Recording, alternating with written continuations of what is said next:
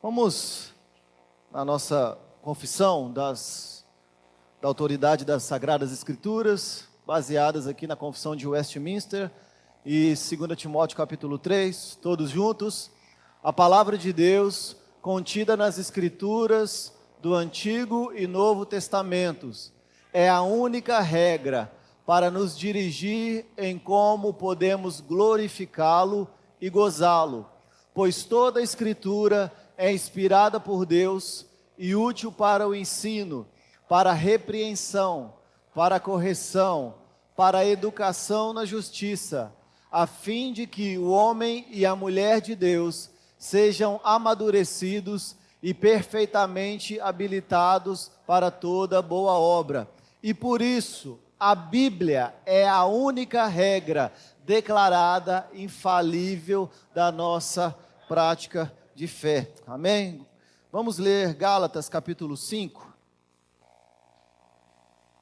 Nós já até introduzimos, eu já até introduzi na semana passada, mas vamos ler o 5 e também o capítulo 6. Acompanhe comigo, por favor.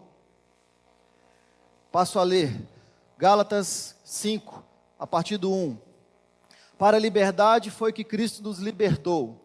Permaneceis, pois, firmes e não vos submetais de novo ao jugo de escravidão. Eu, Paulo, vos digo que se vos deixardes circuncidar, Cristo de nada vos aproveitará. De novo, testifico a todo homem que se deixa circuncidar, que está obrigado a guardar toda a lei. De Cristo vos desligastes, vós que procurais justificar-vos na lei, da graça decaístes, porque nós, pelo Espírito, aguardamos a esperança da justiça que provém da fé. Porque em Cristo Jesus nem a circuncisão, nem a incircuncisão tem valor algum, mas a fé que atua pelo amor.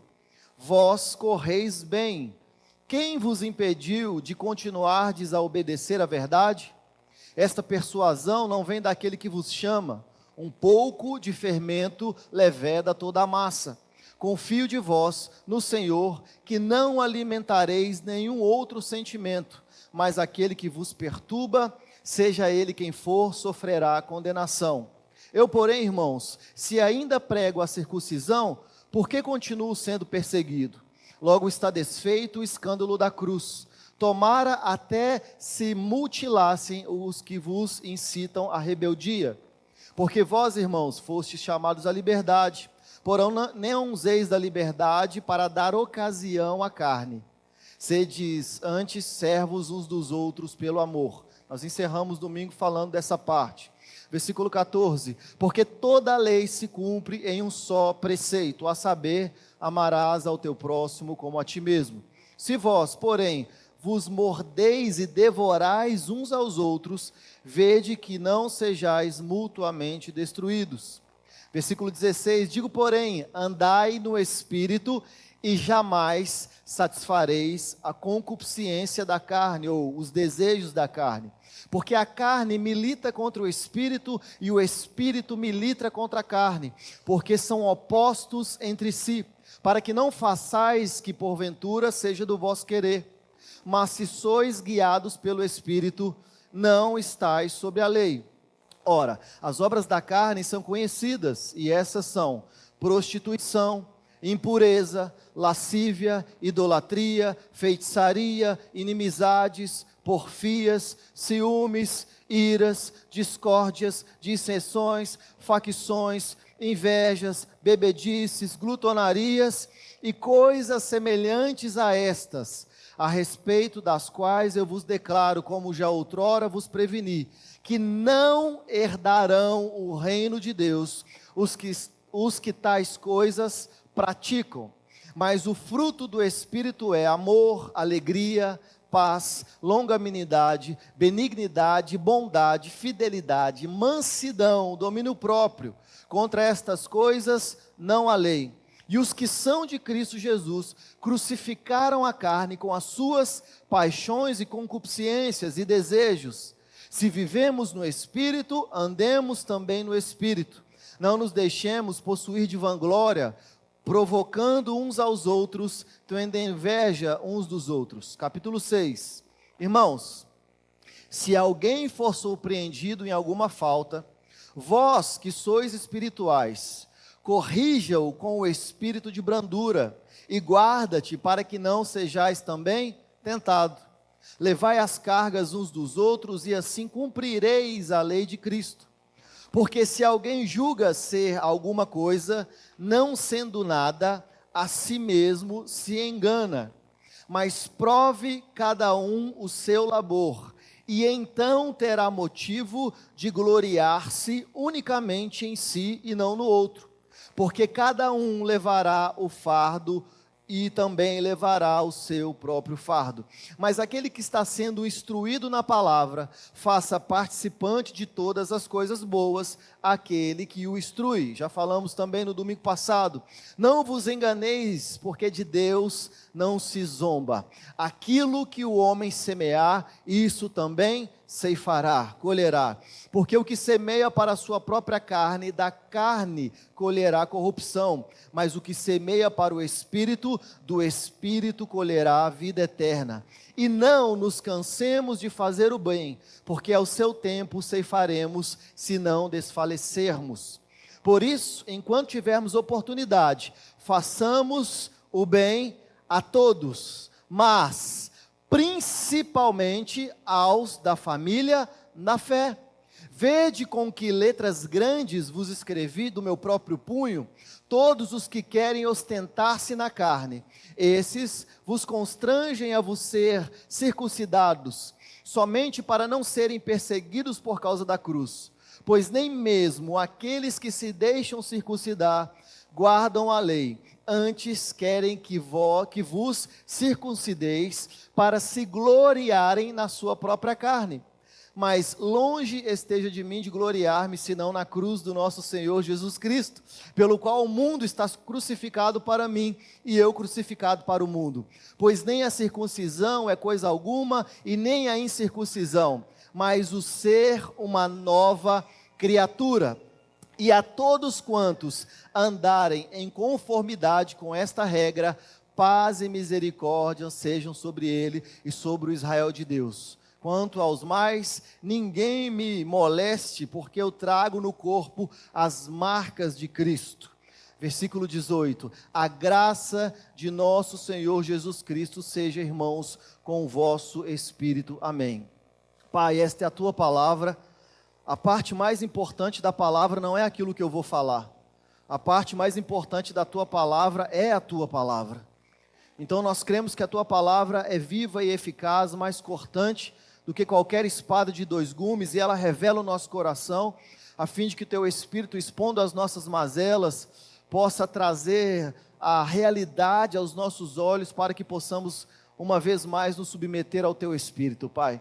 E nesse momento eu peço que o teu Espírito tenha soberania sobre as nossas emoções, a começar pela minha, sobre os nossos sentimentos, sobre os nossos pensamentos, para que nada possa atrapalhar o fluxo da tua palavra aqui neste lugar, nessa manhã, Pai. Que ela possa alcançar, que essa semente possa ser lançada em solos e que possam alcançar e achar solos que sejam férteis para produzir a medida que o Senhor quer produzir na vida de cada um, em nome de Jesus. Amém.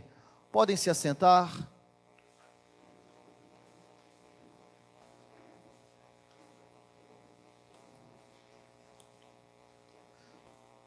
Nós começamos lá do capítulo 1 de Gálatas, falando sobre a defesa do Evangelho. Vou fazer uma rápida recapitulação para a gente partir para o ponto final.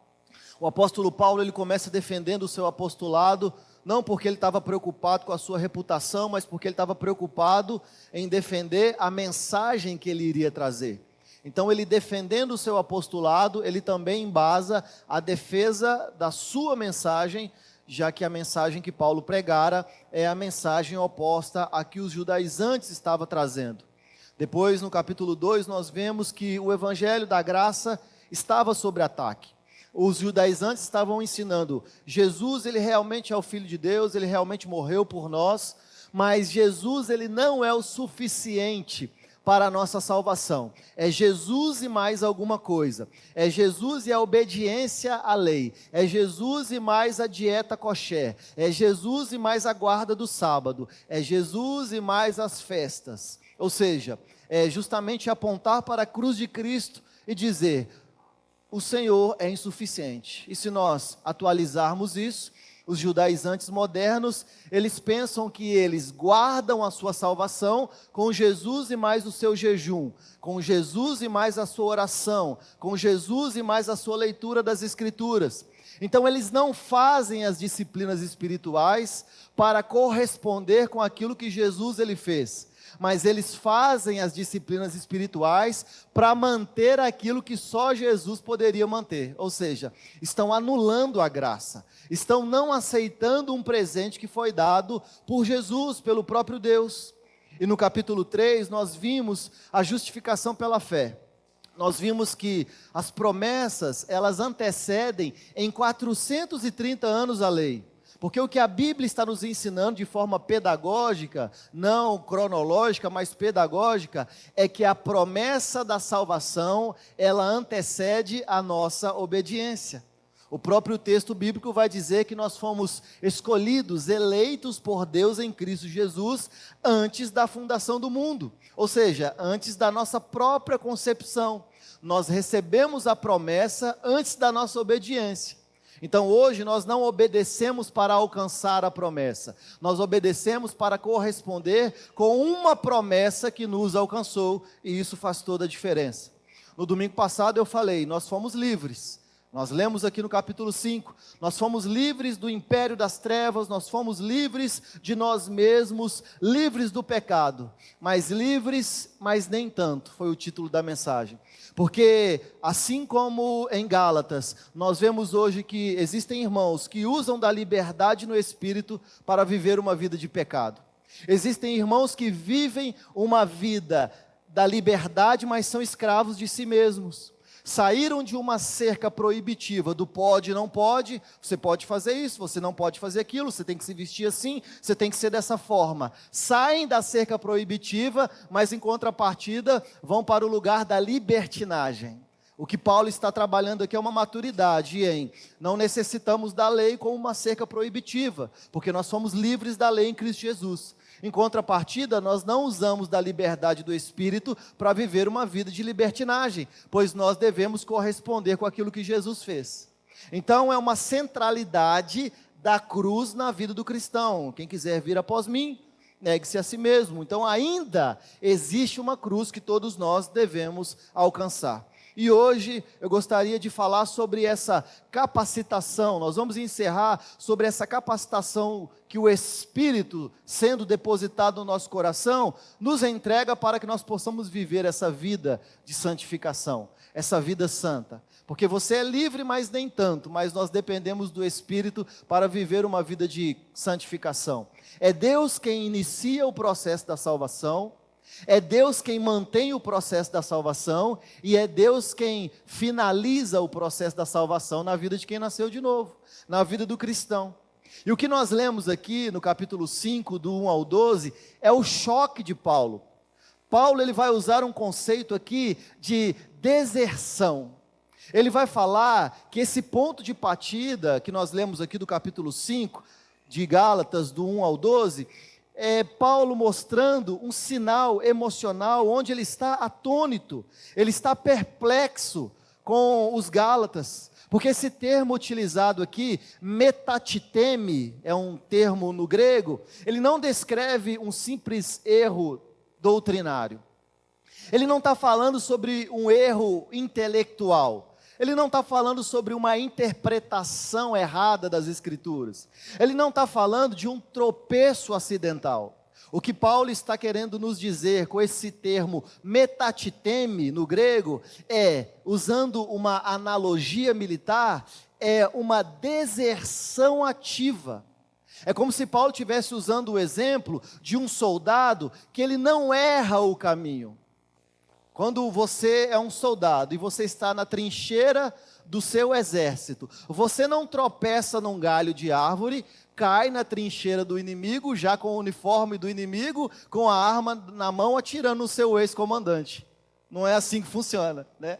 A deserção ativa, ela é algo deliberativo e não acontece num evento do dia para a noite. Ela é paulatina.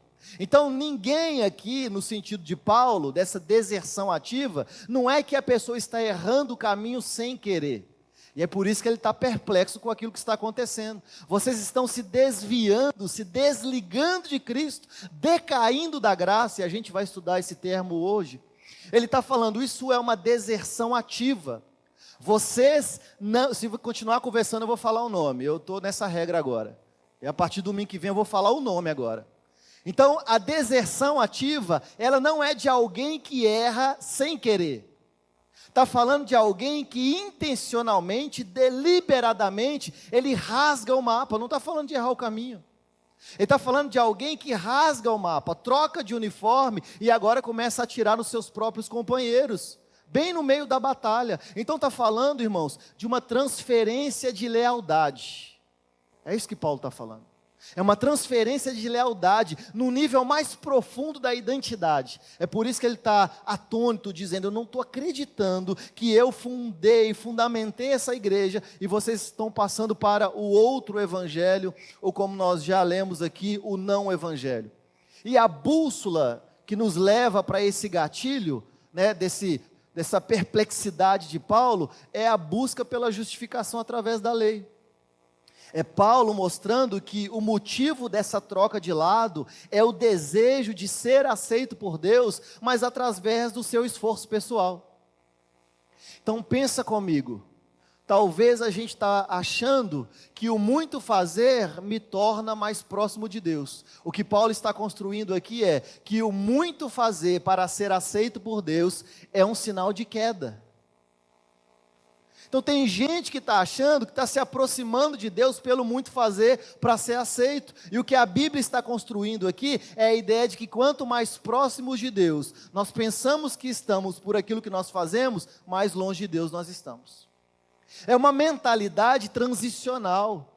Nós podemos descrever isso como o que John Stott vai chamar de bater o ponto com Deus. E aqui a gente precisa refletir muito bem. Por que você vem aqui no domingo? Por que você vem no encontro de oração? Por que você está no de casa em casa, desfrutando de comunhão com os irmãos? Será que você de fato entendeu a bem-aventurança da graça de Deus que foi derramada sobre as nossas vidas? Será que você faz de forma intencional e deliberada, sabendo o privilégio que é ser família de Deus? Ou será que você está batendo ponto? Vou lá num culto de manhã porque eu preciso ter a minha semana abençoada e eu vou lá então no culto para que o Senhor possa me abençoar. Isso é um sinal claro de que você está vivendo pela lei e não pela graça. Você está achando que está se aproximando de Deus, mas está no caminho oposto. É uma mentalidade transicional, é apenas bater um ponto para com Deus, tentando de alguma forma comprar o amor através de uma aprovação divina. E é por isso que nós somos muito bons em listas. Como que o homem, ele é bom em listas, em regras rígidas, rituais. A gente é bom nisso. A gente é bom nisso e o legalismo, ele nos fascina por causa disso. A gente gosta de lista porque a lista, ela vai mostrar o nosso desempenho. E quando a lista mostra o meu desempenho, eu consigo comparar o meu desempenho com o do outro irmão.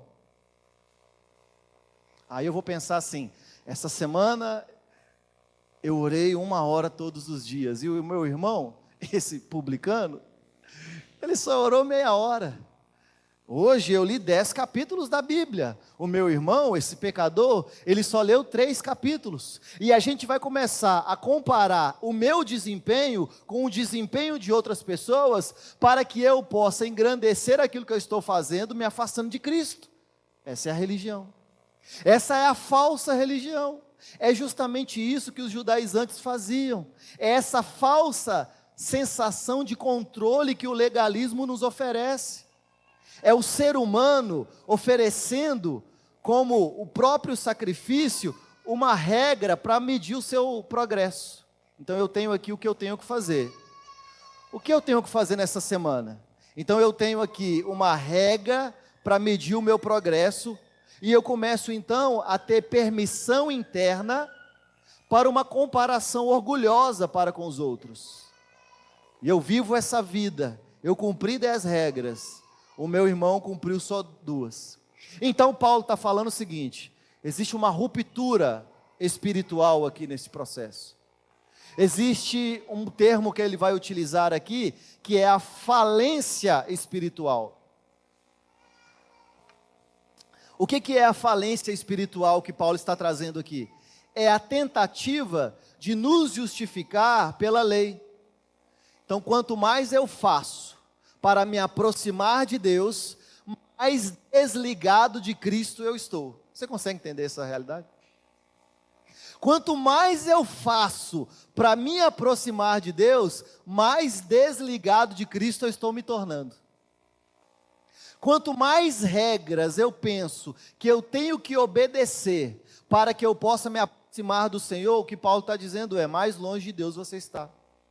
Quanto mais eu tento me justificar pela lei, quanto mais eu tento me justificar, não pela graça, não pela fé, mas pela lei, ou pela obediência a regras, eu estou me desligando, e Paulo vai trazer aqui uma analogia de a queda da graça. É como se nós deliberadamente não escolhemos andar no caminho da graça. E aqui ele vai trabalhar em 2 esferas. E são 2 esferas que são excludentes. O que isso significa? Não tem como você transitar entre as duas. Ou você está em uma esfera, ou você está em outra esfera. Essas 2 esferas, elas são a esfera da graça, onde nós temos a liberdade, porque uma dívida já foi paga. E nós temos a esfera da escravidão da lei, onde existe um jugo que ele é pesado, é um trabalho exaustivo. E esse termo falência, ele é muito importante, porque se nós olharmos para a terminologia falência fora da teologia, todo mundo aqui sabe o que é uma falência. A falência é quando você não tem condição de pagar a dívida que você tem. É como se você tivesse uma dívida de 10 bilhões e você tivesse apenas 10 centavos para poder quitar essa dívida.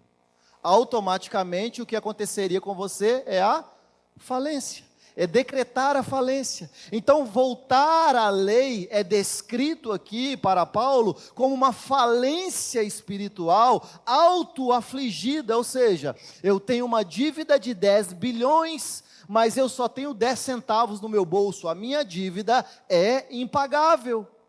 Ele está falando que esses que estão saindo da graça, decaindo da graça e indo novamente para a escravidão da lei, eles estão em falência espiritual. Eles estão se subjugando novamente ao jugo. E essa figura do jugo, muito conhecida aqui, é aquele aparelho de madeira que é colocado sobre 2 bois, por exemplo. E esses animais, o jugo é pesado, colocado sobre eles para que eles pudessem arar a terra que estava dura, e esse aparelho dava cansaço, fadiga, era pesado e levava o animal à exaustão, até que o trabalho tivesse sido realizado. É essa analogia que Paulo está dizendo, que quando nós queremos nos submeter novamente aos rudimentos da lei, é esse peso que é gerado na nossa vida. Nós queremos trabalhar para realizar alguma coisa, mas quanto mais nós fazemos, mais cansado nós ficamos. Quanto mais nós queremos resolver pela força do nosso braço, mais exauridos nós nos tornamos. É por isso que Jesus ele vai fazer um convite muito importante. Todos vocês que estão cansados e sobrecarregados, vinde a mim e eu vos aliviarei. Ele vai falar que existe um jugo a ser tomado, mas o jugo ele era colocado sobre animais da mesma espécie. O que era chamado de jugo desigual é quando você colocava o jugo no animal grande e um jugo no animal pequeno, porque o animal mais forte ele sempre vai levar a maior carga. É como se Jesus estivesse dizendo: fique tranquilo, o jugo é leve porque a maior parte sou eu quem carrego. Ele é fiel e justo para poder completar a obra que ele iniciou. Existe um jugo, existe algo que nós devemos nos submeter, mas a maior parte, graças a Deus por Cristo Jesus, é Ele quem carrega. Mas Paulo está trabalhando essa ideia de que, se nós decairmos da graça, nós voltarmos aos rudimentos da lei, nós então vamos viver em jugo pesado, um trabalho exaustivo, e isso vai nos levar à falência espiritual. É realmente como ter uma dívida de 10 bilhões e 10 centavos para pagar. O que nós estamos fazendo com Jesus? Recusando o perdão da dívida. Nós estamos tentando pagar com o próprio suor do nosso rosto. Então ele vai trabalhar aqui duas categorias de queda. Na verdade, essa discussão aqui, ela é bem antiga, e eu quero trazer aqui de uma forma bem simples, bem sucinta, né? Não correndo o risco de ser simplista, mas eu quero trazer aqui a visão da igreja com relação a essa questão da categoria da queda.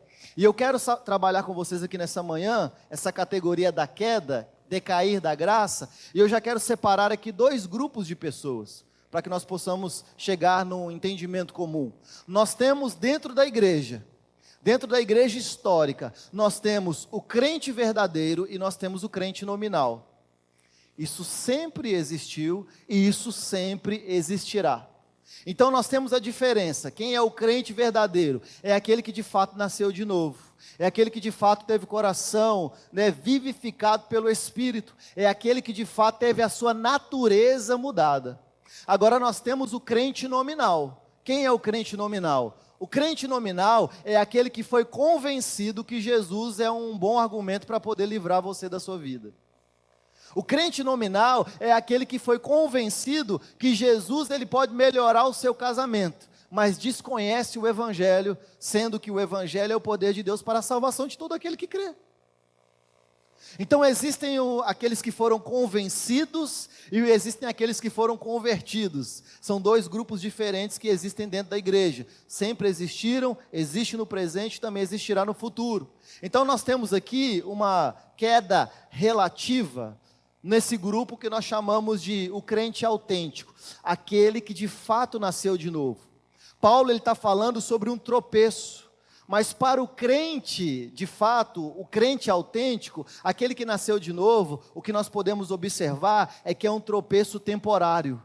A aliança, ela pode estar até arranhada pelo percurso, mas ela não está destruída, porque a aliança que Deus fez com Abraão, ela é unilateral, ela é monergista, ela depende única e exclusivamente de Deus. Então Paulo está trabalhando aqui nessas duas perspectivas. Ele está tocando nessas duas perspectivas. Aqueles que de fato nasceram de novo, mas estão deliberadamente decaindo da graça, se afastando da graça de Deus para viver novamente os rudimentos da lei. Então para esses, a expectativa do coração de Paulo, e nós vamos ver nessa manhã, é que o Espírito Santo ele vai agir de forma inevitável. E em algum momento da vida, essa pessoa vai ser restaurada. Antes do fim da vida dessa pessoa, antes da última respiração dessa pessoa, ela será restaurada, e nós não sabemos quando isso será. Irmãos, Deus ele permite a deliberação na trajetória. Nós podemos ver vários exemplos, assim como Jonas. Deus ele envia Jonas para ir para Nínive e Jonas vai para Tarsis. Jonas desobedece no caminho e Jonas recebe a punição pela sua desobediência no caminho. Mas no final da vida de Jonas, para onde ele vai? Para onde Deus tinha mandado. E quando nós falamos sobre soberania de Deus, nós estamos falando sobre salvação. Mas na nossa vida, Deus permite sim que nós desobedeçamos os seus estatutos, a sua direção, e nós colhemos o fruto disso aqui nessa terra.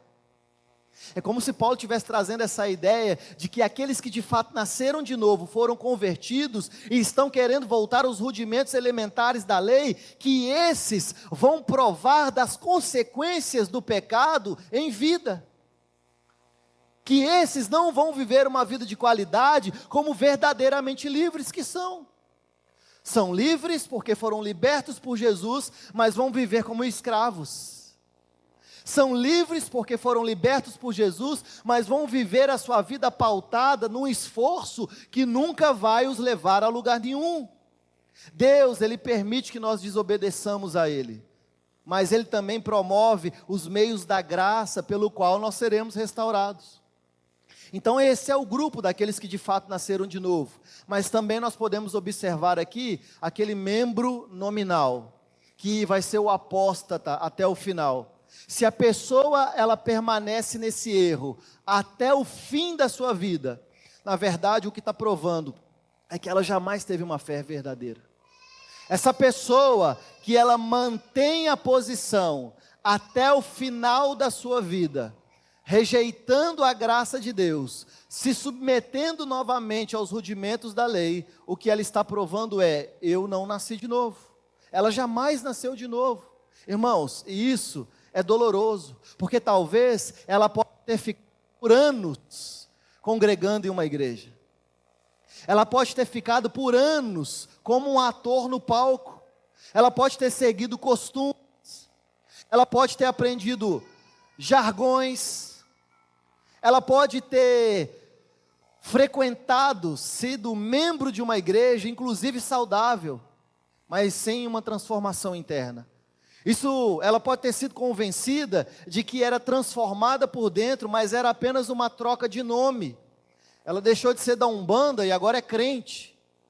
Ela deixou de ser do Candomblé, mas agora é crente. Mas foi apenas uma mudança nominal, não foi uma mudança de natureza.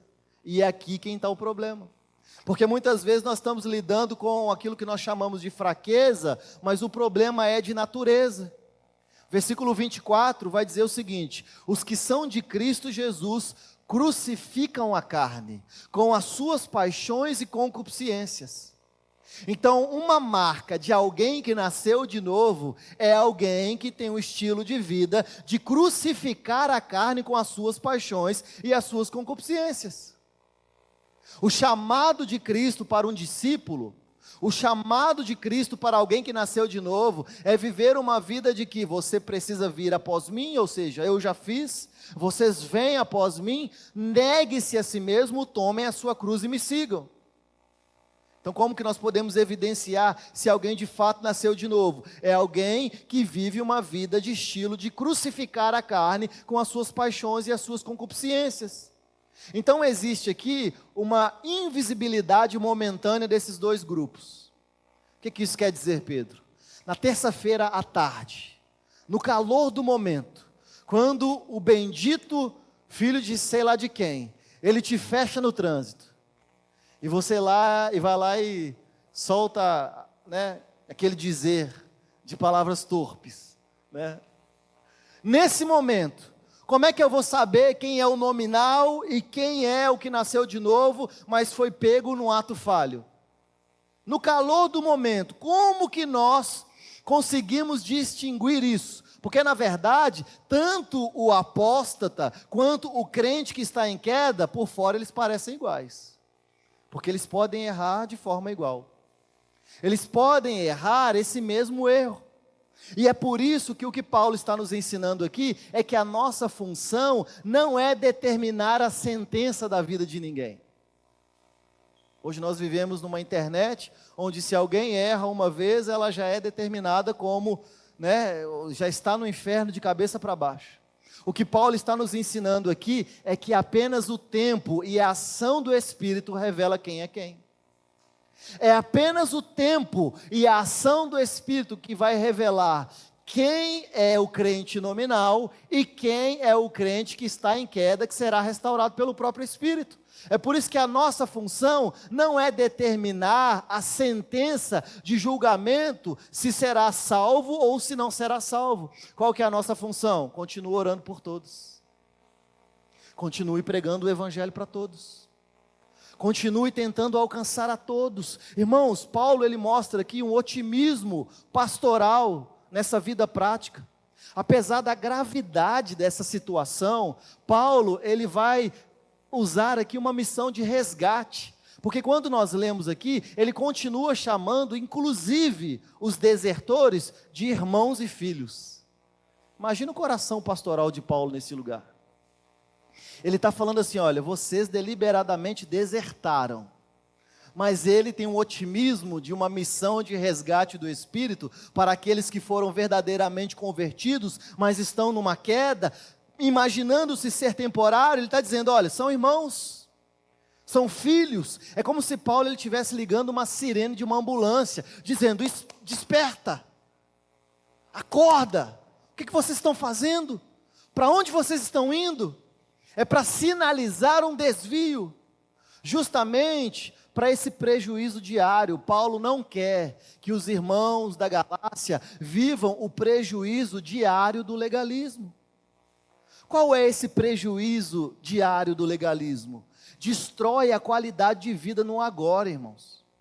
A gente não está falando só sobre algo no futuro, a gente está falando, olha, mesmo que seja um crente que de fato nasceu de novo, mesmo que seja um crente que será restaurado futuramente pelo Espírito Santo, mesmo que seja um crente que tenha a segurança, pois a perseverança dos santos está mais pautada naquilo que Deus fez do que na nossa competência, viver sobre a lei vai tornar a nossa vida miserável.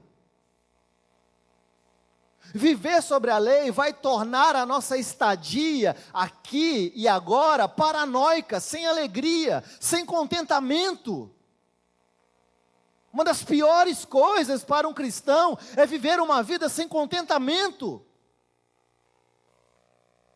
Uma das piores coisas para alguém que vive debaixo da lei é viver a vida pautada na felicidade. Felicidade é algo circunstancial. Você pode estar feliz hoje, pode não estar feliz amanhã. Contentamento é incondicional, é olhar para Cristo e dizer, Ele é o suficiente, independente de qualquer coisa. É uma completude no nosso coração. É olhar para as adversidades e falar, Cristo é o suficiente. É como quando Paulo disse para Jesus, olha, afasta esse espinho na carne, e a resposta foi, Paulo, fica tranquilo, porque o meu poder se aperfeiçoa na sua fraqueza.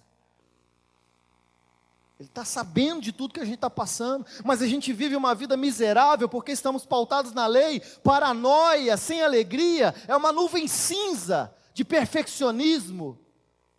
Eu tenho que ser, eu tenho que fazer, eu tenho que atrair a presença de Deus. Irmãos, mesmo sendo um cristão verdadeiro, mesmo que nós tenhamos a segurança da salvação, porque ela de fato não depende da gente, isso aqui pode ser resgatado em algum momento da nossa vida, mas nós podemos perder a oportunidade de vivermos como livres já no presente. Se nós devemos esperar e apressar a vinda do Senhor, vivendo como se Ele já tivesse voltado, a característica de um cristão verdadeiro na nossa sociedade presente é viver aqui como alguém livre. Não viver como alguém que está escravizado novamente pela lei. E é essa a preocupação de Paulo. Porque buscar a lei é descrito aqui como um desligamento de Cristo. Que expressão é essa? Vocês que querem viver na lei, pautado nos seus próprios méritos, vocês estão sendo desligados de Cristo, é o que Paulo está dizendo. E parece uma contradição da graça. Porque a herança do reino é uma posição de herdeiro recebida estritamente pela graça. Eu disse, Deus ele não nos transformou em justos. Você não tem isso na Bíblia, Ele não nos transforma em justos. Um justo morreu no nosso lugar, e porque nós estamos inseridos no justo, Ele nos declara posicionalmente justos, porque Jesus foi justo no nosso lugar. Então, assim como a serpente de bronze levantada no deserto, quando nós olhamos para o Cristo e declaramos a nossa fé nele, nós somos posicionalmente declarados justos por Ele. Então o pecado já não é mais depositado na nossa conta, a dívida de fato foi rasgada, foi cravada na cruz. É uma posição, nós recebemos uma herança estritamente pela graça. Então buscar a lei para a justificação essencialmente é tentar ganhar aquilo que me foi dado de graça, por aquilo que eu estou fazendo. Então tentar ganhar o que me foi dado como um presente de filhos adultos, eu já expliquei isso, que Paulo ele não vai usar os filhos adultos aqui como maturidade, ele vai usar como uma posição que nós recebemos. Agir dessa forma é comportar como alguém que é estranho à família de Deus, é um escravo. Então é filho porque recebeu a filiação por herança, mas se comporta como um estranho à família de Deus porque tem a mentalidade de escravo. Anula a identidade de filho, e isso coloca em xeque a obra de Cristo. E talvez nós estamos vivendo nesse aspecto aqui. Talvez na pós-modernidade muitos estão vivendo aqui. Sabem que nasceram de novo, sabem que foram alcançados por Cristo, mas vivem como escravos estranhos da família de Deus. Não tem contentamento na vida. Acha que felicidade é uma promessa que Deus nos garantiu. Te enganaram. Enquanto isso, o que Jesus está dizendo nas Escrituras é que nós possamos ter contentamento. Fonte de lucro, como já diziam os antigos, fonte de lucro é viver em piedade e contentamento. Então nós, irmãos, nós vivemos numa dependência do Espírito versus o nosso esforço humano. Isso não é de agora, isso é desde o Éden. O crente, ele é chamado para viver no poder do Espírito. E o que Paulo está falando aqui é que nós precisamos vencer as obras da carne. Nós lemos aqui sobre as obras da carne. Nós temos aqui, assim como temos na mentalidade do autor, um grupo de nominal e um grupo de nasceram de novo, mas estão em queda, nós temos dois grupos também. Nós temos o grupo do fruto do Espírito e obras da carne. E quando ele vai falar sobre obras da carne, ele vai falar que nós não conseguimos vencer as obras da carne por regras externas. Eu não sei se você já tentou, mas começa a meditar no dia falando assim: hoje eu não vou pecar, hoje eu não vou pecar, hoje eu não vou pecar, hoje eu não vou pecar. O que vai acontecer com você? Você vai pecar. É porque nós não conseguimos vencer as obras da carne por regras externas. O homem nunca conseguiu se justificar pela lei. Não vai ser agora que a gente vai conseguir vencer as obras da carne por regras externas. A transformação do caráter, a transformação do nosso caráter à imagem de Cristo, é uma obra interna do Espírito Santo. Quando alguém busca a lei, o que Paulo está falando está substituindo a dependência do Espírito Santo pelo esforço da carne. E isso então interrompe o processo. A frutificação espiritual, que é uma prova para a nossa vida.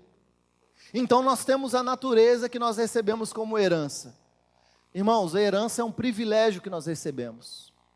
Nós tivemos o privilégio de receber o Espírito Santo, e eu expliquei isso no domingo passado. Algumas pessoas vieram conversar comigo falando, isso abriu a minha mente. O Espírito Santo, ele não é uma força que foi depositada no seu coração para você cumprir a lei. O Espírito Santo foi um selo derramado sobre o seu coração para que você possa clamar: Abba, Pai. É uma garantia de filiação. Mas nós também podemos ver que essa frutificação espiritual, ela vem da nossa natureza que nós recebemos como herança. É um privilégio sermos chamados de filhos de Deus. E não por merecimento de obras, mas pela graça do Senhor. Então qualquer tentativa, é o que Paulo está trabalhando aqui, de se aproximar de Deus através da lei, ele está falando que é como se nós ignorássemos uma conversão real que se manifesta num caráter transformado de forma interna. Então não é de fato um cumprimento legalista. E aqui nós temos um conflito, Gálatas capítulo 6 ao 26, que nós lemos, falando sobre as obras da carne e também sobre o fruto do Espírito. Gálatas capítulo 5, do 6 ao 26, vamos ler um pouco? 5.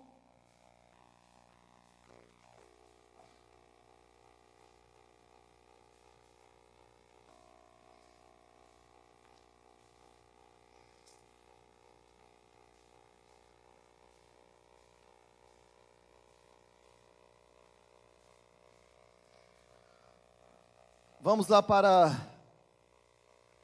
Estou no 6, vamos para o 5. 5. Vamos ler a partir do 16. Esse obras da carne e fruto do Espírito. Digo, porém, andai no Espírito e jamais satisfareis as concupiscências da carne. Olha o conflito que Paulo está dizendo que existe. A carne luta contra o Espírito. E o Espírito luta contra a carne. Porque eles são opostos. Naturezas distintas entre si. Para que não façais o que porventura seja do vosso querer. Mas se sois guiados pelo Espírito, vocês não estão mais sobre a lei. Ora, as obras da carne são conhecidas: prostituição, impureza, lascívia, idolatria, feitiçaria, inimizades, porfias, ciúmes, iras, discórdias, dissensões, facções, invejas, bebedices, glutonarias e coisas da mesma natureza. Porque se ele continuasse escrevendo aqui, Gálatas não ia ter só 6 capítulos. Então ele está falando de coisas semelhantes a essa, coisas das mesmas naturezas, as quais a respeito eu vos declaro que outrora já vos preveni que não herdarão o reino de Deus os tais que praticam estas coisas. Então essa expressão, praticam estas coisas, é muito importante, porque ele está falando sobre um conflito. É uma transformação espiritual, né? O novo nascimento, ele não elimina os nossos instintos básicos da carne, irmãos. Nascer de novo não elimina a nossa carne. Porque senão Paulo não estaria falando sobre um conflito entre carne e espírito. Ele está falando que o novo nascimento, ele introduz um novo inquilino no nosso ser, na nossa casa. Ele está falando que é introduzido no nosso coração uma força motriz, o Espírito Santo de Deus. Então é como se antes da nossa conversão, existisse uma conformidade com a desordem do nosso ser. E nós vamos usar aqui a analogia da casa com o inquilino.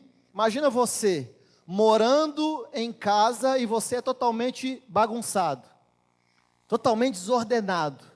Mas a sua desordem foi normalizada porque você não tinha quem apontasse para você a desordem.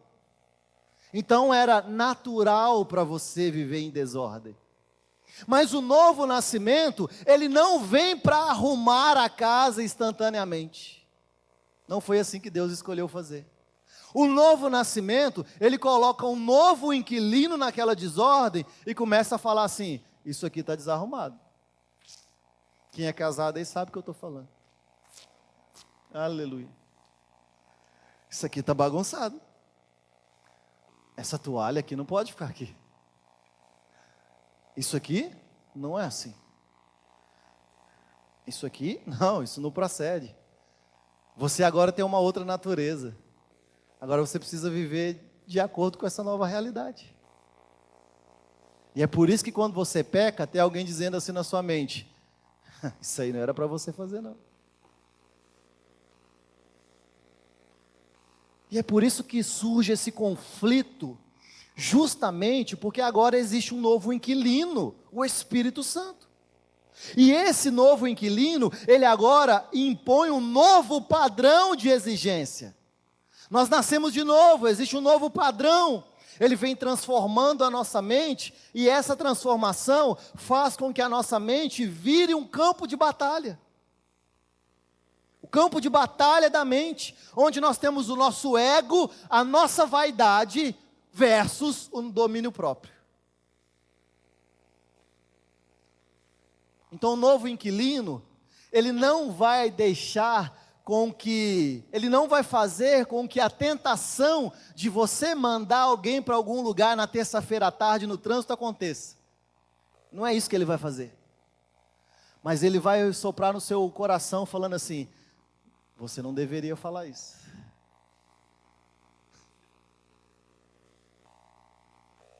Não, assim que você deveria proceder. A sua natureza agora é outra. Então é uma transformação na mente, porque padrão de pensamento modela padrão de comportamento. Então, nós normalizamos o estilo de vida porque nós vivemos muito tempo longe de Deus, alheios à vida de Deus, mas quando nós recebemos um novo morador, o Espírito Santo da verdade, agora tudo é reorganizado na nossa vida, e aí a gente percebe a nossa bagunça. Agora, o que é natural se tornou um alvo de guerra nas nossas vidas. O que antes nos dava prazer, agora é um campo de batalha na nossa mente. Então nós temos o mito da perfeição imediata na religião. Porque você pode produzir um mito da perfeição imediata a partir do momento que você confia naquilo que você tem que fazer. Você cria um quadro de regras e diz: se você obedecer todas essas regras, você vai ser um crente bom. Enquanto isso, o Espírito está dentro de nós, trabalhando de forma paulatina, não para mudar as nossas ações externas, mas para mudar a nossa mentalidade, até que todos cheguemos à estatura do varão que é perfeito. Então o crente, irmãos, hoje, ele não é feito de pau e pedra, ele é feito de carne. Ele continua sendo de carne, ele continua sendo de osso, ele continua lidando com a sua biologia, ele continua lidando com seus impulsos primitivos. Não é evaporado isso, quem dera se fosse. Nós continuamos lidando com as nossas mazelas, mas a mudança real não é o desaparecimento da vontade de errar.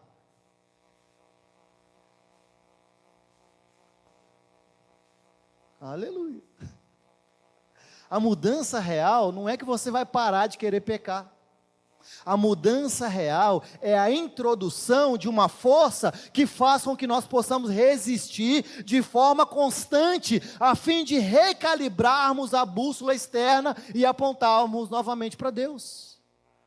Então, onde nós não teríamos a capacidade de não errar, hoje nós temos o Espírito Santo, que não só nos livra da tentação, mas ele também nos guia a uma nova verdade.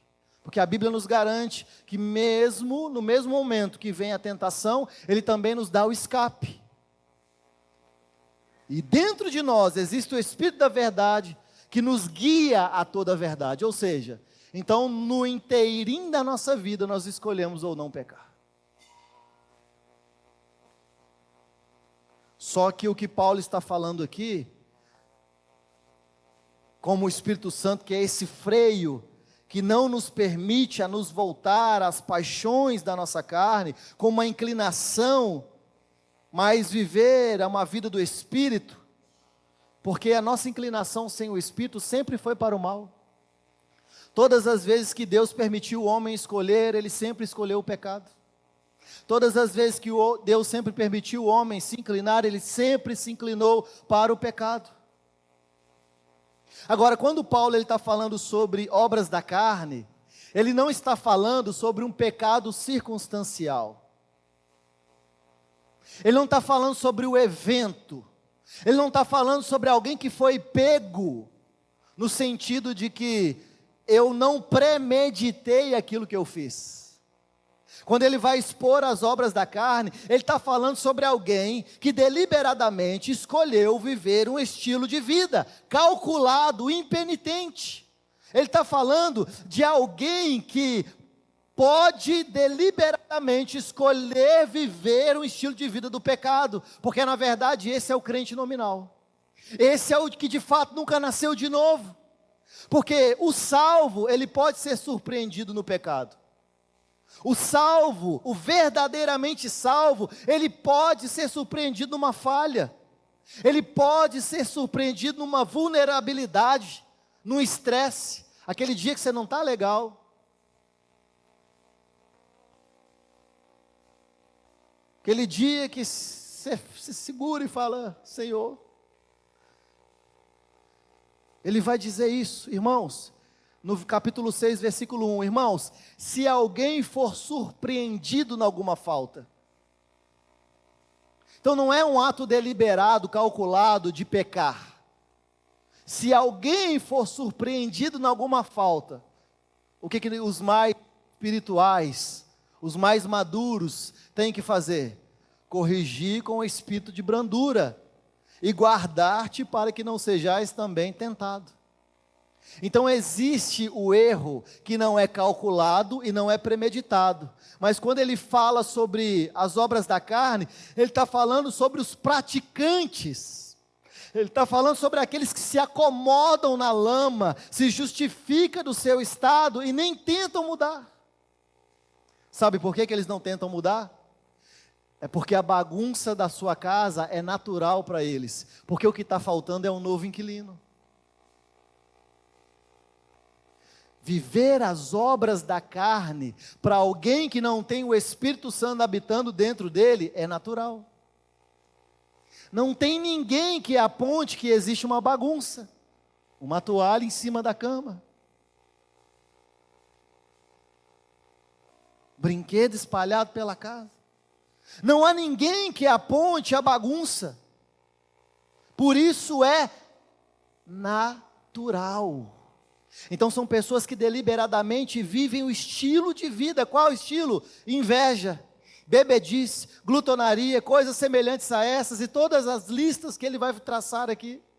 Ele vai dizer: a respeito desses eu vos declaro, como eu já falei outrora, não herdarão o reino de Deus aqueles que estas coisas praticam.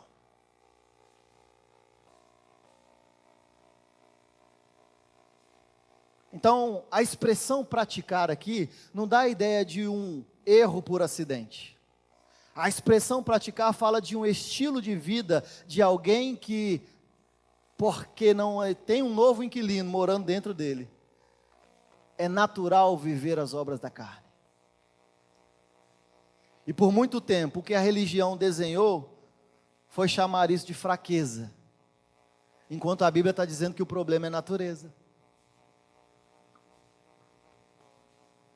Então, se em contrapartida nós temos aqueles que acham que tem que obedecer à regra para alcançar, no outro extremo nós temos aqueles que vivem nas obras da carne, achando que o seu problema é fraqueza. E nós sempre teremos esses dois grupos de pessoas dentro do corpo de Cristo: crentes em queda e cristãos nominais. Então o que nós precisamos é de uma restauração como um sistema imunológico da nossa alma. Irmãos, a marca da nossa vida não é um currículo sem falhas. Intencionalmente, os homens e mulheres que são descritos aqui na Bíblia, que são chamados por Deus, Deus também expõe as suas falhas. Porque o currículo do cristão não é um currículo sem falha, mas é a capacidade e principalmente, irmãos, o desejo no coração de uma restauração. É por isso que a frase antiga é verdadeira: você não presta nem para pecar se você nasceu de novo. Que até para pecar a gente não tem paz.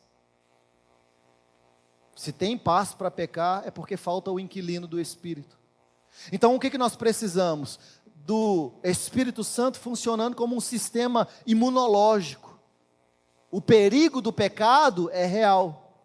O silêncio da nossa consciência é esse perigo real, onde a pessoa se torna advogada de defesa da própria escuridão. E o ato decisivo que Paulo está trabalhando aqui é o de crucificarmos a carne. A vitória sobre os nossos impulsos destrutivos exige uma intenção, uma ação intencional e radical, irmãos. Crente não brinca com o pecado. Todo mundo aqui sabe onde é a área da fraqueza. Está brincando com o pecado, não está crucificando a carne. Eu dou conta, não dá. Porque se você desse, não precisava de Cristo.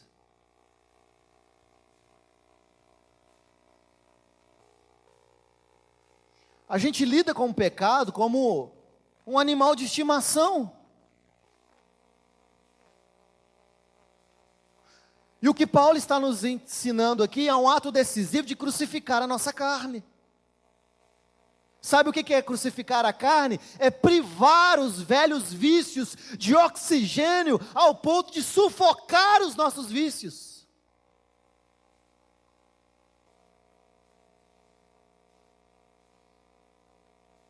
Não é ficar lidando como se houvesse uma possibilidade de você vencer alguma coisa que você não consegue vencer sem a força do Espírito. O sussurro pode permanecer, irmãos, no nosso ouvido. Eu vou te dizer uma coisa, o desejo pode permanecer muitas vezes na nossa carne.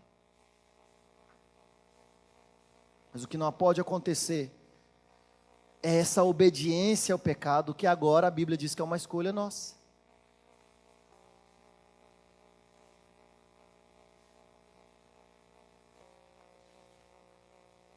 John Stott, no seu comentário, ele vai usar uma analogia aqui do príncipe na masmorra. Ele vai falar que, mesmo que vamos viver como príncipes, muitos querem descer nas masmorras e comer lixo na masmorra, porque é o estilo de vida que é mais habitual a ele. É viver dominado por hábitos tóxicos. É um herdeiro da graça, mas quer viver em hábitos tóxicos, ou seja, é um contraponto absurdo. É comer lixo por força do hábito. E a maturidade espiritual, ela vai surgir quando essa repulsa ao erro, ela nasce do entendimento da incompatibilidade do caráter com a nossa nova posição. Já não sou mais eu quem vivo, mas Cristo vive em mim.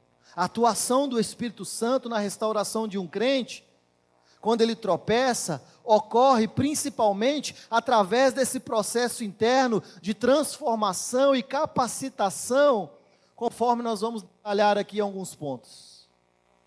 Eu gostaria que vocês prestassem bastante atenção, para que o Espírito Santo possa agir por intermédio da palavra dele. Existe uma criação de conflito interno. Tem gente que pensa que porque há o conflito interno, ele não é um crente maduro. Pelo contrário, o fato de existir um conflito interno diz que existe uma maturidade espiritual. O Espírito Santo, ao ser introduzido então no novo nascimento, ele cria essa oposição direta à nossa natureza carnal. Todo mundo sabe, o pecado, ele habita na nossa carne. E quando fala sobre habitar na nossa carne, não está falando só sobre habitar aqui, está falando, ele habita nas nossas emoções, nos nossos desejos, na nossa alma, no nosso pensamento, na nossa carne. Então aqueles que cogitam das coisas da carne, das suas emoções, dos seus pensamentos, dos seus desejos, eles vão se inclinar para as coisas da carne. Então esse conflito entre naturezas é colocado quando nós recebemos o Espírito Santo. Já que o pecado, ele não pode ser mais encarado com naturalidade, mas agora o pecado é um inimigo que nós temos que vencer. É a ideia que Paulo está construindo. Então quando o crente cai, o Espírito Santo, ele vai gerar o quê? Um desconforto no coração. Isso é necessário. Justamente para que o cristão não permaneça no erro. Você pode cair na lama, mas você sabe que aquele lugar não te pertence porque você nasceu de novo. E Deus, ele permite que isso aconteça. E mais ainda, ele não anula as consequências das nossas escolhas.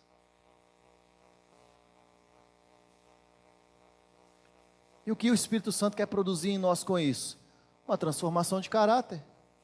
A restauração, ela não é apenas de um padrão abstrato do que é ser cristão, mas é uma ação ativa do Espírito, onde ele está transformando o caráter do crente à imagem do Cristo. E é por isso que isso é paulatino. É por isso que a transformação ela acontece de glória em glória. É por isso que se você de fato nasceu de novo, não é um crente nominal, você deve olhar para o seu passado e dizer, aqui eu já não caio mais. Nessa parte aqui eu já estou mais amadurecido. Agora alguém que está há 35 anos na igreja e cai nos mesmos pecados, tem as mesmas dificuldades, você precisa rever os seus conceitos.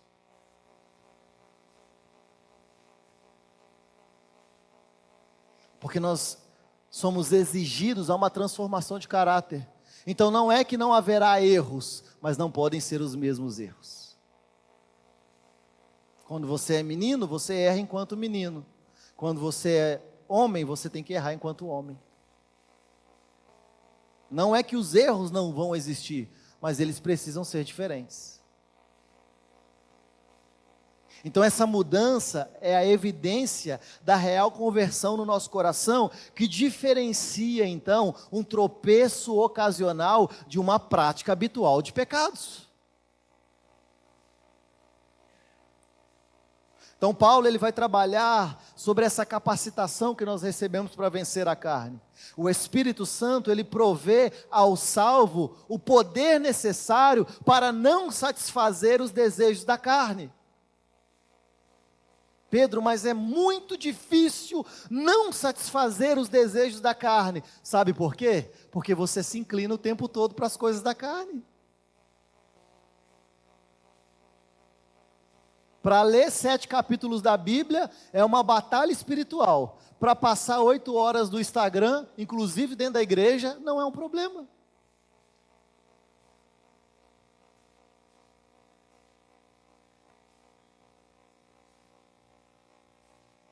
Oração, jejum,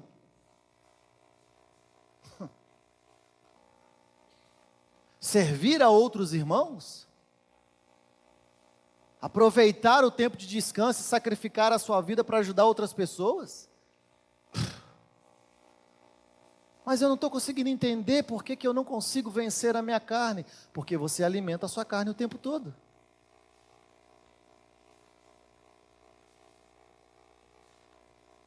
A resposta é simples. Mas quando nós temos esse tipo de pensamento, nós estamos pautados no legalismo. Porque a gente prefere um conjunto de regras para obedecer, do que a liberdade de deliberadamente se dobrar aos pés de Cristo. É muito mais fácil.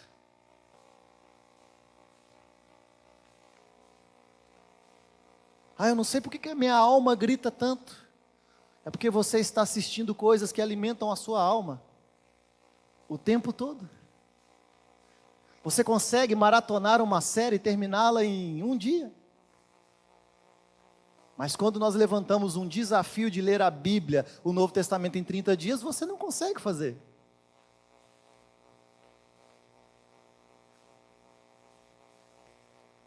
Será que o problema está na igreja? Será que o problema está em Cristo? Será que o problema está no Evangelho que perdeu o poder dele? Eu não consigo não brigar no meu casamento, eu não consigo não falar coisas, eu não consigo, esse é o meu jeito, o seu jeito é errado.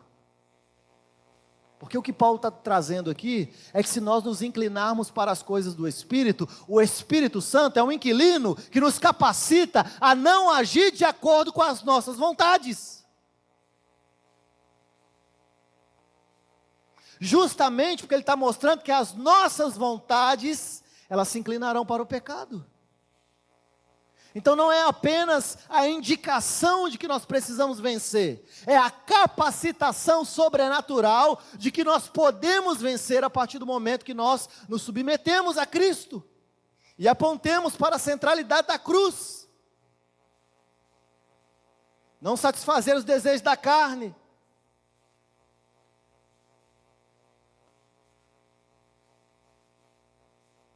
Acabamos de passar no feriado do carnaval. E você está com a sua alma abalada, não consegue nenhum desenvolvimento espiritual e está lá assistindo o carnaval.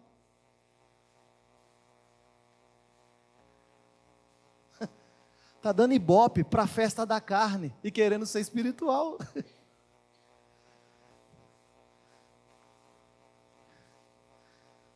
Legalista. Que é um conjunto de regras para poder resolver o seu problema. E não se submeter deliberadamente ao Espírito. Então, embora essa inclinação para o pecado ela permaneça, e nós precisamos falar a verdade, a inclinação para o pecado permanece, enquanto nós não vencermos de uma vez por todas a morte e o pecado, enquanto o nosso corpo não for glorificado, como nós cantamos aqui, onde não haverá mais choro, não haverá mais dor, não haverá mais pranto, onde a adoção será de fato concluída nas nossas vidas, onde o selo que nós recebemos do Espírito será concluído e Deus então consumará a salvação. Enquanto isso não acontece, irmãos, a inclinação para o pecado é algo real na vida do crente. Então o Espírito, ele capacita o crente a realizar o ato decisivo de crucificar as suas paixões. Mas a gente não quer crucificar as nossas paixões. A gente quer colocá-la no bolso, porque a gente sabe que a hora que a gente quiser, é só colocar a mão no bolso e pegar, porque eu vou ter ela. Está ao meu alcance. Vamos deixar de stand-by. A Bíblia é clara dizendo, olha, se o teu olho te faz pecar, arranca o teu olho.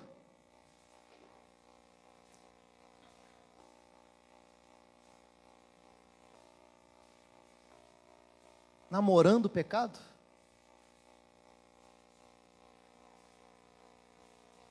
O problema é que vivem na prática das obras da carne. Esses não herdarão o reino de Deus, porque de fato não nasceram de novo, porque para eles isso é natural. Crentes nominais. Oh, mas eu tenho 49 anos de igreja. Dane-se. Isso não quer dizer nada. Se você dormir na garagem, você não vira um carro. Não é assim que funciona com as coisas de Deus.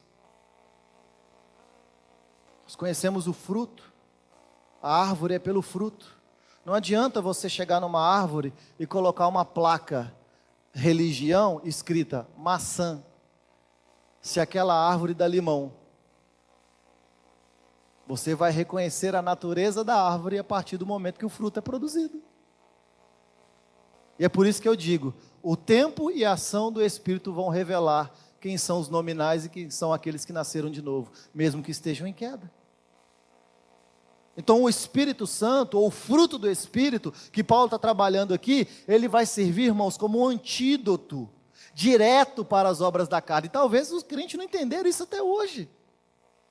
Ele está dando as obras da carne como uma evidência de alguém que pratica porque não nasceu de novo, não recebeu um inquilino para poder dizer, existe uma desordem que foi normalizada por causa do pecado. Mas assim como a natureza evidencia as obras da carne, agora existe a necessidade de cultivar o fruto do Espírito. O crente restaurado ao seu padrão de vida, que é andar no Espírito, ele necessita cultivar o fruto do Espírito. Vamos ler o fruto do Espírito?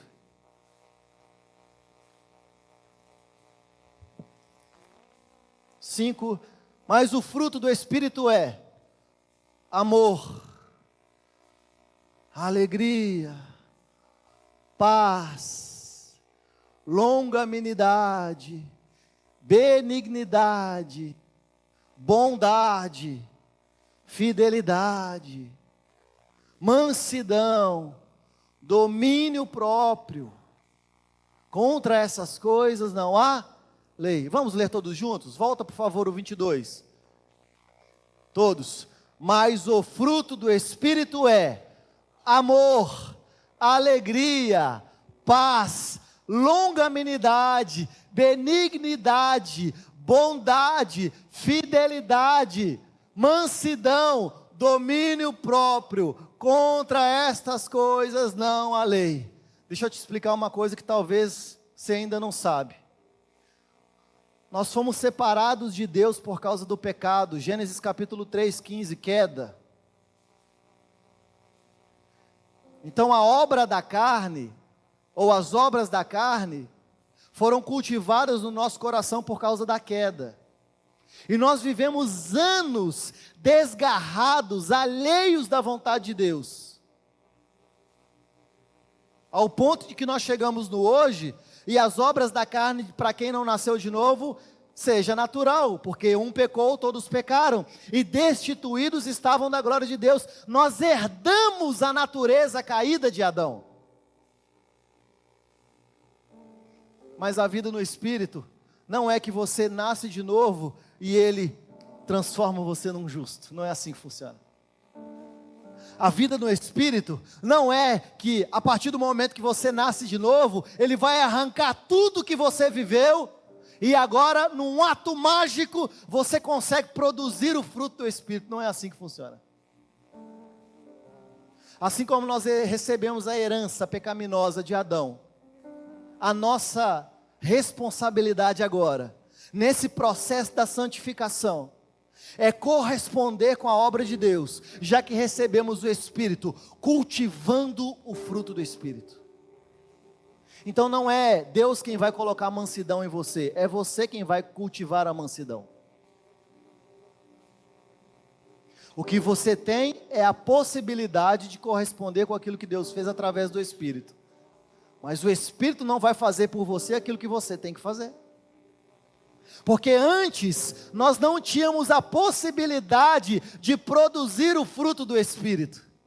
Agora, com o Espírito habitando dentro de nós, nós temos a capacitação sobrenatural de produzir o fruto, mas quem corresponde somos nós. Então, mansidão, sou eu quem vou fazer. Domínio próprio, sou eu quem correspondo. Longanimidade, sou eu quem vou fazer. Bondade, paz, alegria, sou eu quem vou corresponder com a possibilidade de viver uma vida que agrade ao Senhor, irmãos.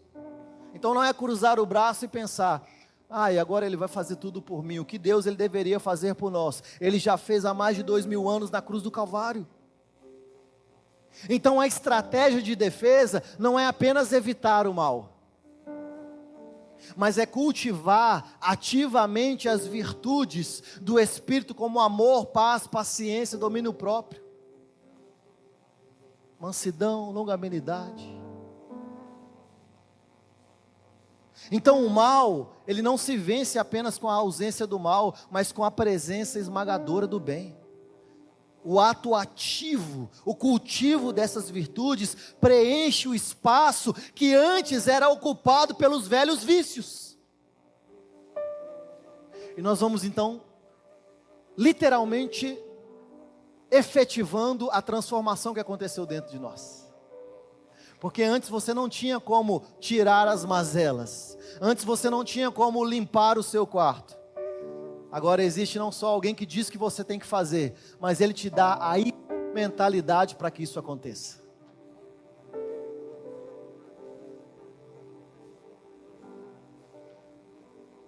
Então nós temos aqui, atualmente, a sociedade, que ela oscila entre o cancelamento implacável, no primeiro erro da pessoa, já não vale mais nada, vídeos de reacts, sei lá, como é que fala essas coisas,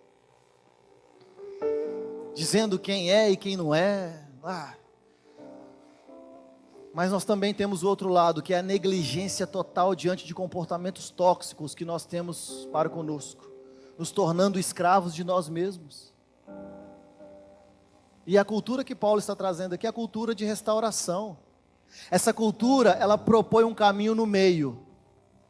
Então nós não cancelamos todas as coisas, mas nós também sabemos que nós não podemos nos submeter a todas as coisas. Existe um caminho do meio, é focar justamente em trazer o indivíduo de volta ao eixo. Capítulo 6, versículo 14, Paulo diz: mas longe de mim esteja gloriar-me, senão na cruz do nosso Senhor Jesus, pelo qual o mundo está crucificado para mim e eu para o mundo.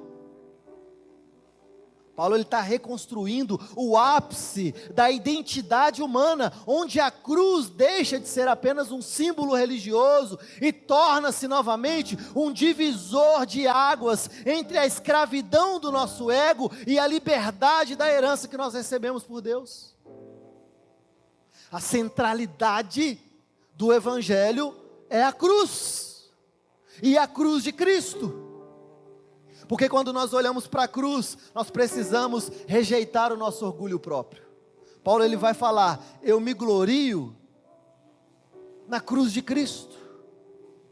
Num contexto legalista, ele apresentar essa mentalidade transicional, onde cada indivíduo quer bater o ponto com Deus, quer apenas passar o cartão, mostrar, eu tenho a carteira da igreja, olha, eu sou um membro assíduo, olha, eu venho todos os domingos, eu dou as minhas contribuições, olha, eu faço todas as coisas, para receber o favor de Deus.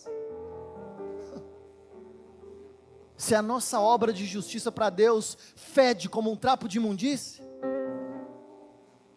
então ele está trazendo essa mentalidade transicional justamente para dizer, olha, ao partir do ponto que eu nasci de novo, eu não faço para me tornar, mas porque eu já fui tornado por Deus. Mas ao mesmo tempo eu também sei, o meu currículo ele não vai ser sem falhas. Paulo ele está aqui rejeitando a glória, porque ele entende que ele recebeu uma herança pela graça do reino de Deus, então não é um pagamento corporativo de horas trabalhadas que nós fazemos, na linha de montagem da moralidade, da religiosidade, não é isso, mas é um presente exclusivo que nós recebemos, já que nós fomos feitos filhos adultos, nós recebemos pela graça, irmãos. Então buscar a glória em qualquer outra coisa que não seja na cruz de Cristo é nos tornar o príncipe da masmorra. Recebemos a herança, mas queremos viver nos rudimentos elementares da lei. Prefere comer o lixo, sendo estranho à família de Deus, em vez de assumir a sua posição na mesa principal. A escolha de Paulo aqui para o verbo crucificar, ela é intencional.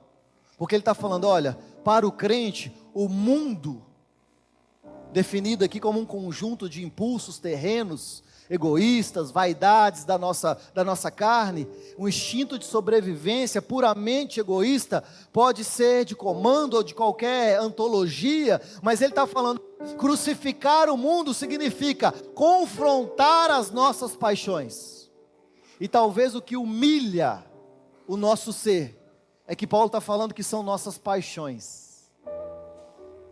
Ou seja, é algo que você quer fazer. É algo que você gosta de fazer. Porque se não fosse paixão, você não precisava do Espírito para te capacitar a não fazer. E você sabe que Deus ele permitiu com que isso continuasse sendo as nossas paixões, para que nós pudéssemos olhar para Cristo e falar, se não fosse o Senhor, nós ainda estaríamos mortos em nossos delitos e pecados, porque a inclinação do nosso coração é para o erro, é para o pecado. Então crucificar o mundo significa, você precisa sufocar os seus vícios, ao ponto de que eles percam o oxigênio, a autoridade na sua vida.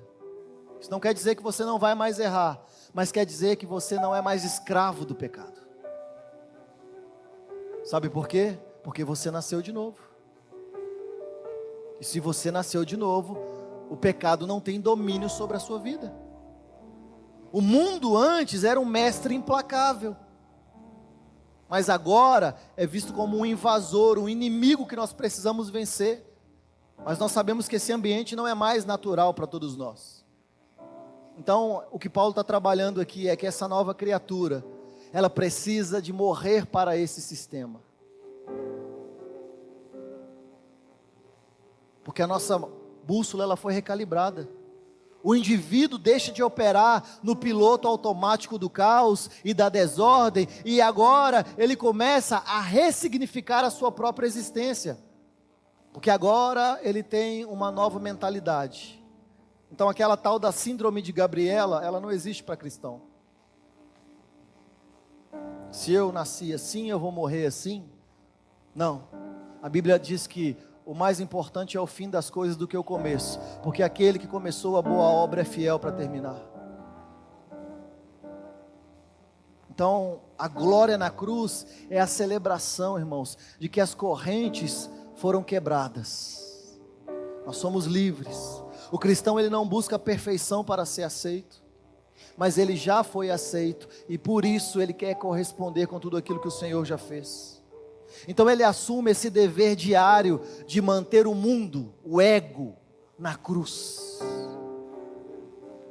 vivendo sob essa força motriz, o Espírito Santo, e não sobre o peso asfixiante do pecado. Queria encerrar nessa manhã, vamos ler o capítulo 6, versículo 18.